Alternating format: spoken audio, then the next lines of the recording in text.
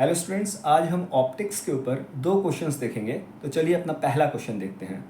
So here what we have is a concave mirror, and this black horizontal line is the optical axis, and this is the center of curvature, and this is the focus, which is at the midpoint between the center of curvature and this pole, right? So this distance is 5 centimeter, so eventually this would be 2.5 centimeter. और हमें बताया गया है कि एक light की रे है which is parallel to the principal axis but at a distance of 3 centimeter from the principal axis, or you can say optical axis.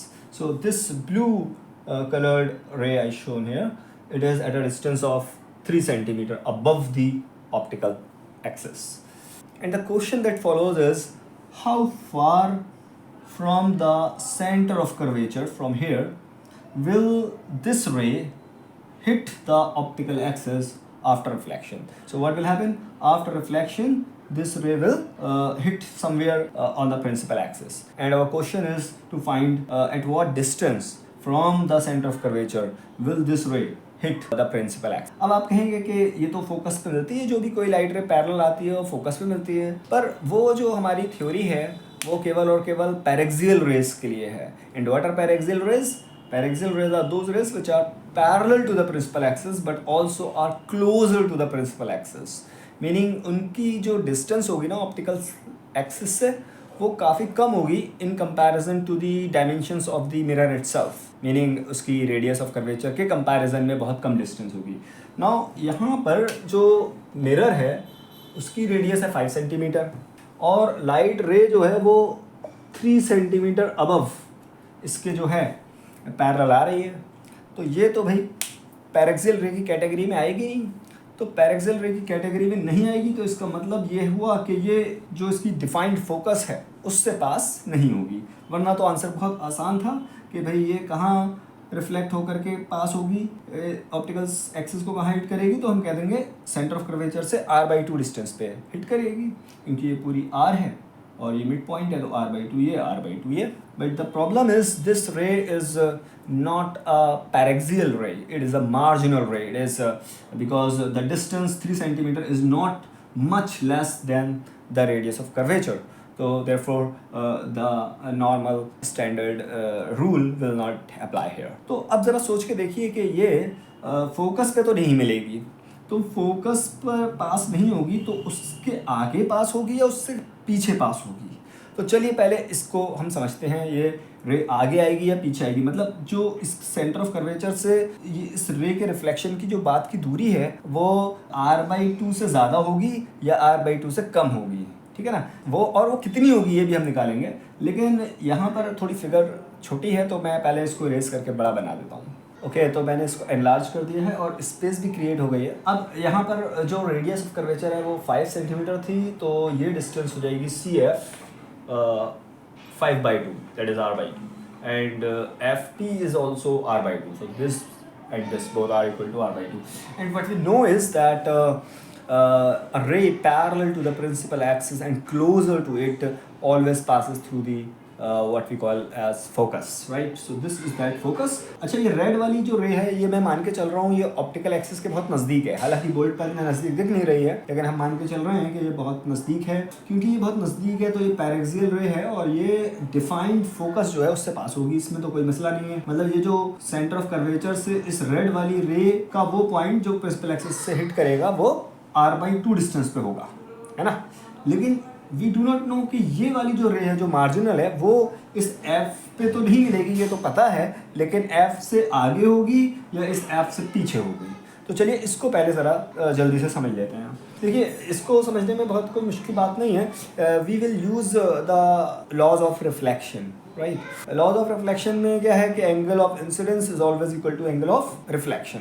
तो यहाँ पर ये भी आपको मालूम होगा कि सेंटर ऑफ कर्वेचर से मैं जो भी लाइन ड्रॉ करूंगा इस पर पॉइंट ऑफ इंसिडेंस पे वो नॉर्मल की तरह बिहेव करेगी। तो अगर ये दोनों लाइट रेस इंसिडेंट रे दोनों पैरेलल हैं और अगर मैं यहाँ पर एक नॉर्मल ड्रॉ करता हूँ, देखिए draw normal. Okay, this is like the normal, right? Okay, तो ये सेंटर ऑफ कर्वेचर और पॉइंट ऑफ इंसिडेंस ब्लू वाली रे के point of incidence line normal का वर्क करेगी, ठीक है ना। तो ये नॉर्मल और ये इंसिडेंट रे, इसके बीच में जो एंगल बनेगा ये एंगल ऑफ इंसिडेंस है। अच्छा, एक नॉर्मल हम और भी बना सकते थे। एक नॉर्मल हम इसके और ये रेड वाली जो रे जहाँ हिट कर रही है इसके पॉइंट ऑफ इंसिडेंस पर भी बना सकते थे, राइट। ये वाला नॉर्मल जो है, ये ब्लैक लाइन, ये नॉर्मल केवल ब्लू रे के लिए नॉर्मल का वर्क करेगा, पर अगर मुझे रेड रे के लिए भी नॉर्मल बनाना है तो वो यहाँ से पास होना होगा, राइट। तो आपको क्या लगता है कौन से वाले नॉर्मल का एंगल ज़्यादा होगा या कौन से वाले का कम होगा? जो पॉइंट ब्लू रे का जो पॉइंट ऑफ इंसिडेंस है उसको सेंटर ऑफ कर्वेचर बनाने पर ये जो एंगल बन रहा है ये ज़्यादा होगा, या फिर आपको ऐसा लगता है कि सेंटर ऑफ कर्वेचर से इस रेड वाली लाइन पर जो एंगल हम खींचेंगे, लाइन बनाएंगे, उसके बीच में एंगल ज़्यादा होगा? सोच के देखिए थोड़ा। देखिए ऐसा है कि ये पॉइंट जितना ऊपर जाता जाएगा उतना एंगल बढ़ता जाएगा।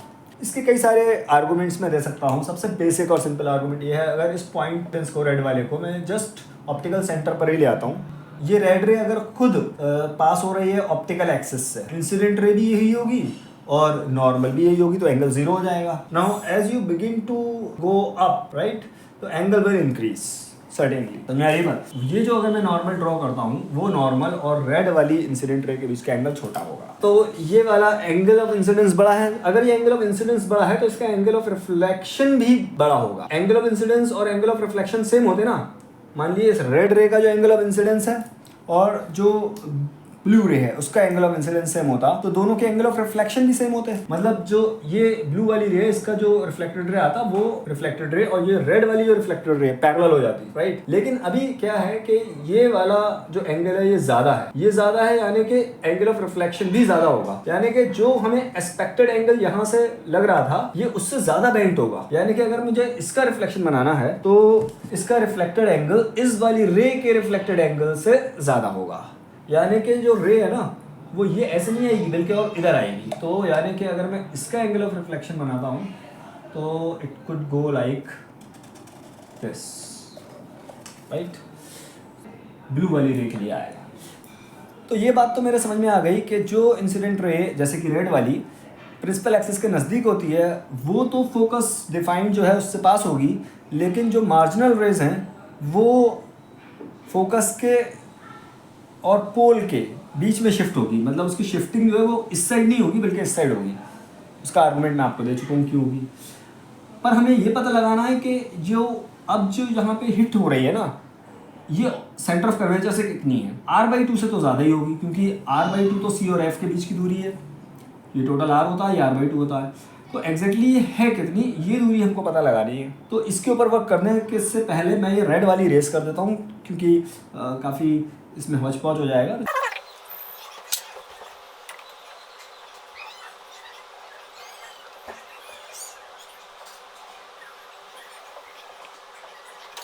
ओके, तो मैंने अपनी रेड वाली रे को ऑलमोस्ट इरेज कर दिया है और ये जो है हमें समझ में आ रहा है कि थोड़ा पीछे गिरेगी। तो ओरिजिनल फोकस तो इसकी ये थी पैरेक्सियल रेस के लिए, लेकिन मार्जिनल रे में ये इधर मिल गई। तो लेट्स कॉल दिस पॉइंट, क्या नाम दे दें इसको, f prime. Okay, so let's call this point as f prime instead. So f वाला पॉइंट तो ये वाला हो गया और f प्राइम ये वाला हो गया। अब हमको पता क्या करना था, हमको पता करना था कि ये जो रे काफ़ी दूर से आ रही है, 3 सेंटीमीटर डिस्टेंस से आ रही है, ये रिफ्लेक्शन करने के बाद ऑप्टिकल एक्सिस पर सेंटर ऑफ कर्वेचर से कितनी दूर मीट करेगी। यानी कि हमें जो फाइंड करना है वो CF' फाइंड करना है, राइट। तो चलिए इसमें जो हमारा टारगेट वेरिएबल है वो है CF', ये पता लगाना है। तो इसको कैसे पता लगाया जा सकता है, चलिए इसके ऊपर वर्क करते हैं। Okay, so what we can see here, this was angle of incidence because any line from the centre to the point of incidence behaves like a normal. So this is our normal, और क्योंकि incident ray थी ये angle of incidence कहलाएगा और ये angle of reflection हो गया। तो ये एंगल अपना, अच्छा थोड़ा सा अगर हम देखें तो ये एंगल भी थीटा है अगर आप गौर करें तो। Why theta? Because these two lines are parallel, this incident ray and this optical axis are parallel and this normal is behaving like a transversal. So because alternate angles in parallel lines are equal, so this will also be theta, right? पर इससे हमें क्या हासिल वसूल हो रहा है, पता नहीं क्या हो रहा है, अभी इसको देखते हैं। अच्छा, इसमें एक चीज़ और हम इसको हाईलाइट कर देते हैं कि ये वाली जो हमारी डिस्टेंस है ना, ये डिस्टेंस, तो ये 3 सेंटीमीटर की ये डिस्टेंस है, ये हमको मालूम है। और अपने को ये भी पता है कि इसका जो रेडियस ऑफ कर्वेचर है वो r है, बाद में r की वैल्यू 5 भी हम सब्स्टिट्यूट कर देंगे। अब हमको ये डिस्टेंस पता करनी है भाई, कौन सी वाली, ये वाली डिस्टेंस पता करनी है यहाँ से यहाँ तक की। और ऑफ कोर्स ये r/2 से ज़्यादा है, क्योंकि r/2 तो खुद यही है, और ये है कितनी ये पता लगाना है। तो हमें इतना दिख गया कि ये एंगल और ये एंगल बराबर है। अगर ये दोनों एंगल्स बराबर हैं तो ये भी कहा जा सकता है कि ये ट्राइंगल, ये वाला ट्राइंगल देखिएगा, ये ट्राइंगल, दिस एंड दिस, ये आइसोसेलेस ट्राइंगल हो गए, है ना। आइसोसेलेस ट्राइंगल की दो साइड्स ये बराबर होंगी। अब हम इसको कैसे वर्कआउट कर सकते हैं, देखिए इसमें एक बहुत अच्छी चीज़ हो सकती है। अगर मैं ये जो f' पॉइंट है ना, यहाँ से इसके ऊपर एक नॉर्मल ड्रॉ कर दूँ, है ना, तो वो क्योंकि ये आइसोसेलेस ट्राइंगल है, तो आइसोसेलेस ट्राइंगल में जो नॉर्मल होता है ना, परपेंडिकुलर जो होता है, वो साइड बाइसेक्टर भी होता है। मतलब अगर इस पॉइंट को कुछ नाम दे दिया जाए, क्या नाम दे दें, इस पॉइंट को क्या नाम दूं, इसको दे देता हूँ Q। Okay, so this point Q। तो ये जो f' से Q पर नॉर्मल गिरा है ना, अच्छा ये पूरी लेंथ कितनी है, सेंटर, ऑप्टिकल सेंटर से पॉइंट ऑफ इंसिडेंस, ये पूरी रेडियस के बराबर होगी भाई। ये तो पूरी डिस्टेंस r ही है ना, मैं सेंटर ऑफ कर्वेचर से यहाँ बनाऊँ पूरा r, तो ये डिस्टेंस r है। तो अगर क्योंकि ये डिस्टेंस r है, तो इसका मतलब ये भी हुआ कि ये जो डिस्टेंस है वो r/2 है, मतलब CQ इज r/2। तो CQ की वैल्यू जब तक जो मुझे पता चल रही है वो मैं लिख देता हूँ। तो CQ is equal to r/2, बाद में r की वैल्यू रख देंगे 5 सेंटीमीटर। पर मुझे CQ नहीं निकालना था, मुझको निकालना था CF' या CF'।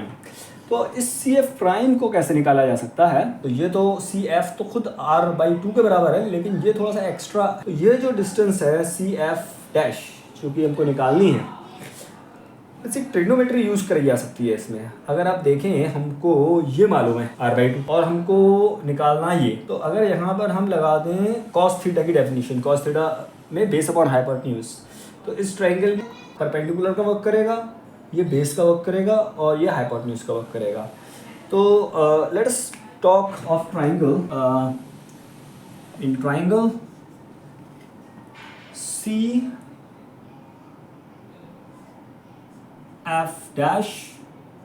इस ट्राइंगल में CF'Q में, इस ट्राइंगल में अगर मैं cos थीटा की डेफिनेशन लगाता हूँ तो क्या हो जानी है, यहाँ पर हो जाएगी, इधर आ जाता हूँ मैं, cos theta will be equal to B base CQ and over hypotenuse itself is CF', right, or CF' you can also say.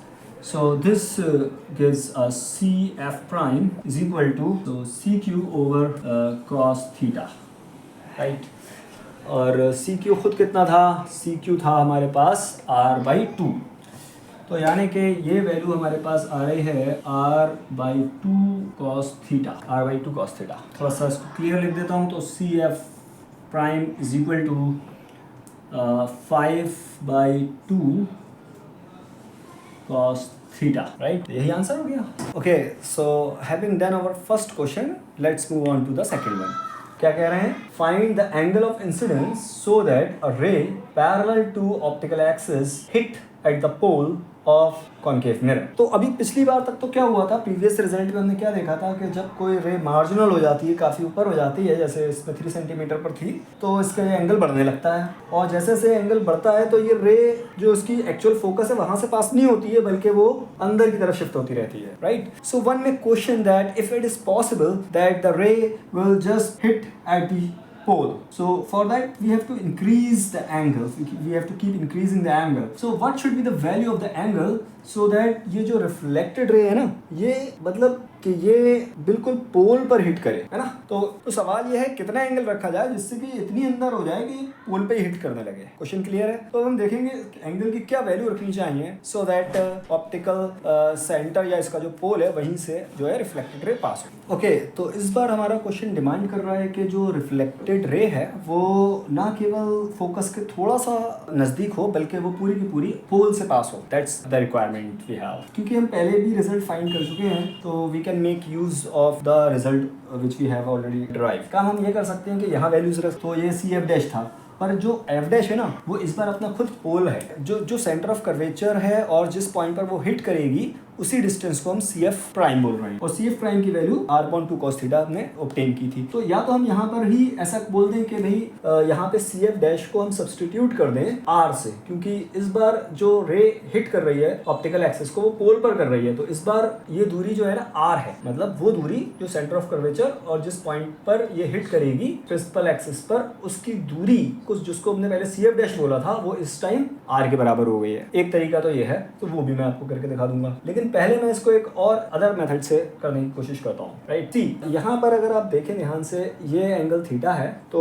Alternate angle theta ही होने वाला है। राइट, तो इसमें दोनों एंगल्स थीटा थीटा हो गए।